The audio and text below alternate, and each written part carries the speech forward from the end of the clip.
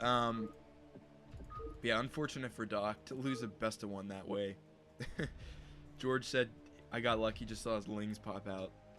Yeah, a little bit unfortunate, but that's somehow, sometimes that's how it goes. You have a 50-50 chance of your overlord going in the right direction, or your lings passing each other. And I think George probably knew that he'd won when he saw the slow lings still heading towards his base. Um, but anyway, more games.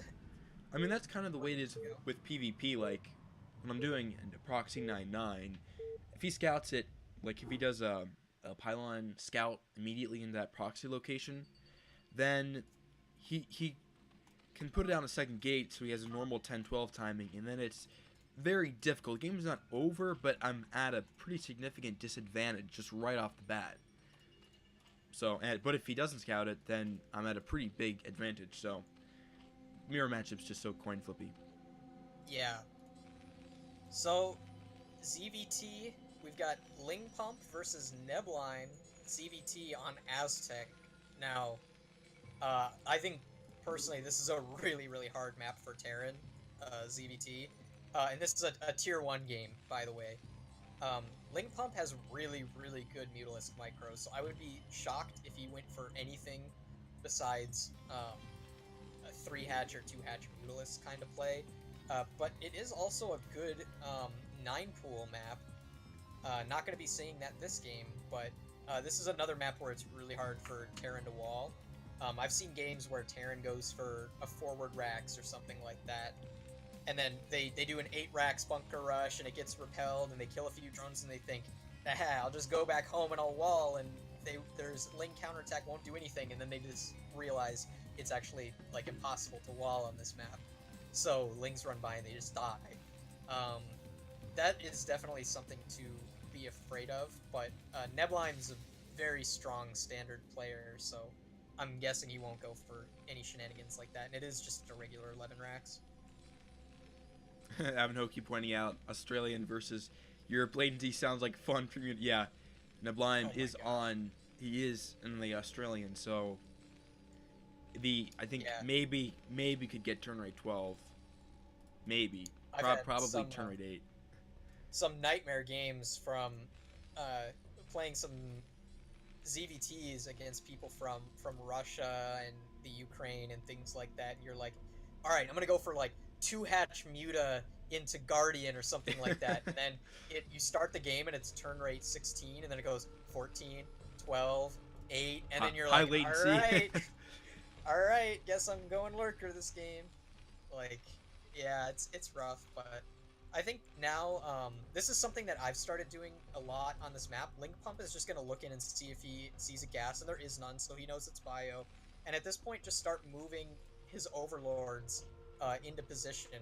This overlord above his natural is not really of value at this point in the game. Later, you want to have one there so you can see the bio moving up, but I like to have it north of Neblime's main base so that you can see any dropships coming in later in the game, and you can poke in and see their gas timing and that kind of thing. And he's also moving his other overlord to probably to the ledge above the natural to scout for a potential third. But this is just textbook 1-Rax FE from Neblime, and it's 3-hatch Muta behind it. So I'm glad we get to see a nice standard ZVT. This is my favorite matchup of all time. I could cast ZVT all day, especially 3-hatch Muta versus Bio. Yeah, it's so mapped out that. But I think, yeah, I agree. ZVT is very exciting, and I think next to PVT, it is my favorite matchup. I'm not super knowledgeable about it because I don't play either race, but I'm trying to watch more streams, get more knowledgeable about ZVT, and it's Yeah, very very exciting.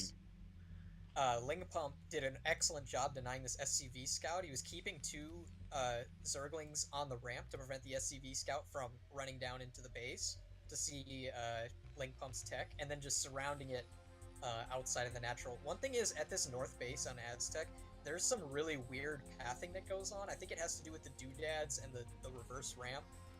But sometimes your units just kind of circle around and do nothing, so it's actually very easy to out-micro your opponent there. And Neblime is going to go for the bunker. which is good. It's going to be very safe. But look at this. Bunker doesn't actually cover the edge of the mineral line. So these Lings can poke in. And also, around 5 minutes and 20 seconds, you should be looking at Link Pump to poke in with a Zergling or run in and try and grab a drone just to see what the Terran composition is like. You can tell just by the units that they have massing at the front what build order they're going for.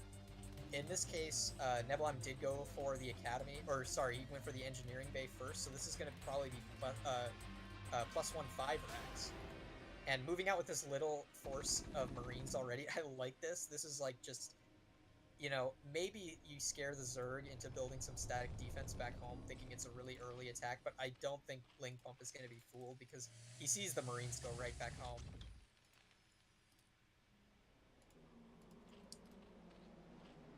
Looks pretty standard for Ling Pump, putting the Spire up at its natural. You know, there are a lot of different trends in ZVT as to where the Terran decides to scan. Sometimes they'll use 2 scans just to try and figure out where your Spire is, make sure, confirm that it's Mutalisk tech. But usually they scan the main and they scan this 3rd hatchery because that's the most common location to hide the Spire, and a lot of players will just absentmindedly put their Spire down in their main. So there's a chance that this goes unscouted, but I'm pretty sure that Neblime knows that this is Mutalisks already, especially if he knows anything about Ling Pump's play, because Ling Pump does love his Mutalisks. And because this is +1/5 racks and not a 2 racks Academy, Ling Pump is going to be able to hatch 9 Mutalisks right away as soon as that Spire is complete. And now should be making them now. There we are. And he scans the natural, so he knows it's Mutalisk.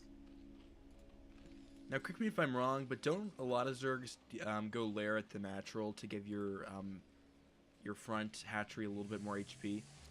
Yeah, so that's a side effect of making your lair in that location. In this game, he did not do that because he was able to keep the SCV Scout out of the main. The more important reason to build your lair at your natural is you want to build the lair at the opposite base that the SCV Scout is currently scouting. So it keeps the Terran in the dark about your actual lair timing. So if his SCV Scout had been roaming around inside of the main, he probably would have made his lair at the natural instead of the main. But, you know, that lair does help defend. And these Mutalisks are inside the base. I really like this turret placement. He's sort of got 2 little islands. He's got his barracks on one island and all of his tech structures at another. And each of those is protected by at least 3 turrets, So he started with 9 Mutalisks. In reinforcing, he's still at 9. Normally, you only want to tank turret fire if there's less than 2 turrets hitting your Mutalisks. That's when the damage starts to stack up a lot, especially if Bio is stimming and shooting at your Mutalisks. So adding more turrets can be helpful, but it looks like Neblime doesn't have any intention of going out on the map at this moment. He's just going to try and defend against these Mutalisks, and this is going to allow Ling Pump to get up a free 3rd base. Yeah, there's really no angle for Ling Pump to get any damage done. He's got a handful of Marines here and there, but like you said, Neblime's turret placement's very good, and got that key clump of +1 bio means that it's so risky for Ling Pump to jump in at any spot. Oh wow, this is an interesting build by Ling Pump. He's going double evolution chamber before Queen's Nest. So normally you add a single evolution chamber around the time that you add the Queen's Nest, but he's going double evo. So this might be a crazy Zerg build, emphasizing cracklings and ultralisks as opposed to defilers. We'll see what upgrades. He's not upgrading anything yet. He doesn't quite have the money for it, but his 3rd base is nice and secure. Already got lurkers here. Everything is timed out really well. That's one of the hardest things to execute in ZVT.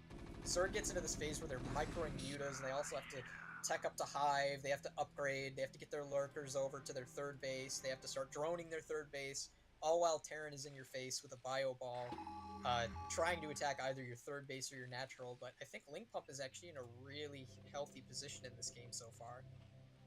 Yeah, he's slowed down Neblime quite a bit. He's picked off quite a few medics with this force. There's only 2 to a decent amount of Marines, and he's kept it at bay for another minute or so. So he's going to have like 4 lurkers at this base, maybe even at the ramps. There's going to be no possibility of damage for him.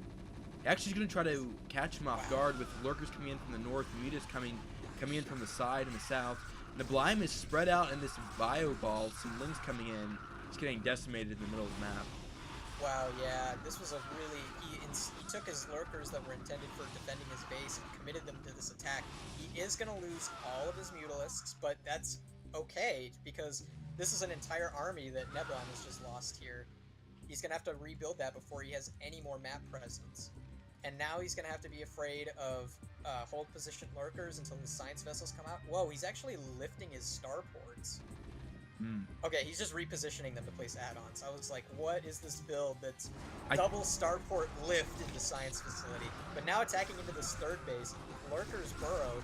He's going to have to take care of the Lings first. He's still just no fear whatsoever continuing to build this command center, and these lurkers just get blown apart. They're still going to be pretty annoying here. Now, this is the issue.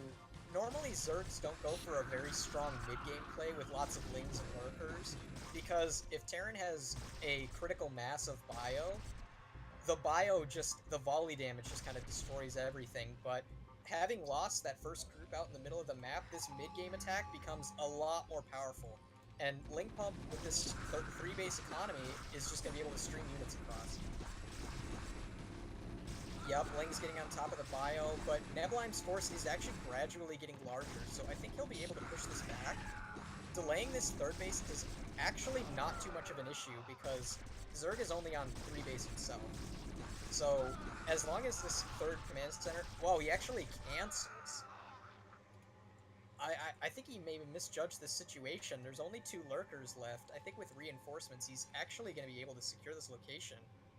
But now he's actually just backing up and going to surrender this position completely. He didn't have a lot of energy for scans, and he chose to go 2 vessels before he... Sorry, 2 dropships before he went to vessel. Is that standard, or it seems like science vessels later? This style is gaining a lot of traction. I see this so much on ladder, where they use their first, their starports. Once their double starports are up, they go for 2 dropships before they go into vessel. Sometimes the really all-in version is where you go 4 dropship before vessel, and you just hope that they don't have Scourge. You fly those 2 to 4 dropships into their main, and you just try to knock them out. Personally, playing against this a lot, at my level at least, I think that this double dropship before vessel is actually kind of an all-in play, because it's pretty hard to defend against those mid-game attacks. And look, he's got 1 dropship going to the third base, 1 dropship going for the main. Unfortunately, those Scourge were not microed, and he's going to go for the Nidus snipe. This is really smart. He's going to have to pull these lurkers back to defend. And the dropship escapes, so he's just going to knock out this third base. I'm actually really surprised. At the same time, Ling Pump is going for another big mid-game Ling Lurker attack. Neblime has left his natural base wide open here, and it looks like Ling Pump is going to try to pounce on this. Neblime's army is way out of position. If he gets a good, strong lurker hold, there's not too many vessels here. There's 2, and it doesn't look like they have enough for Radiate. Yeah, and this is a really My bad, they do. Style.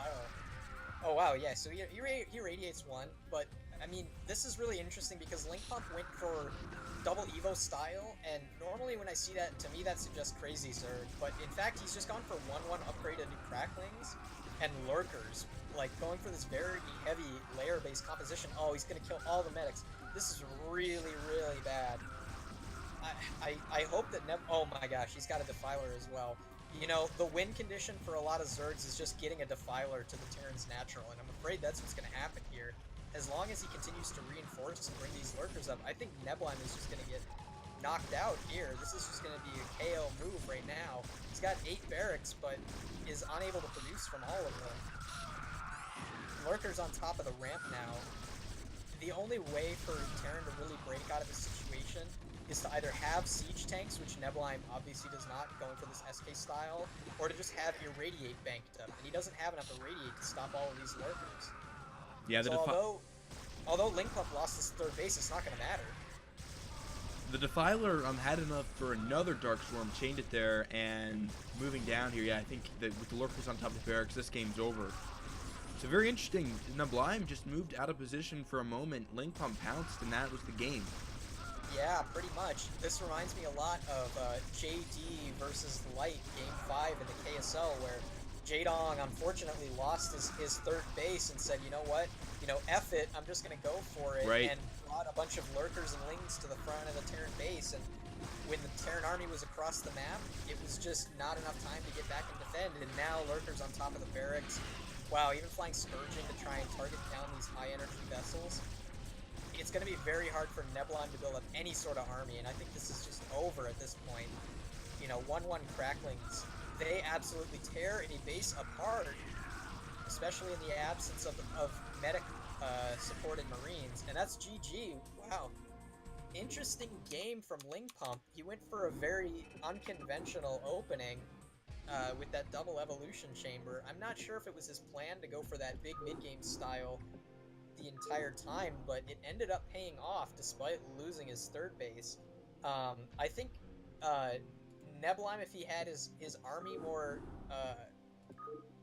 collected in the center of the map before that first attack, he would have been able to maintain a larger bio ball, which could have maybe defended against that counterattack. I think as Terran in that situation, when you snipe that third base, you get off the map entirely. You just curl back into your second base. You wait for your vessels to build up energy, and you say, haha, you're on 2 base and I'm on 2 base. There's nothing you can do at that point as Zerg, save trying to regain map control and go for that third base. Pretty much the only thing that kills you as Terran at that point is that kind of heavy mid-game pressure.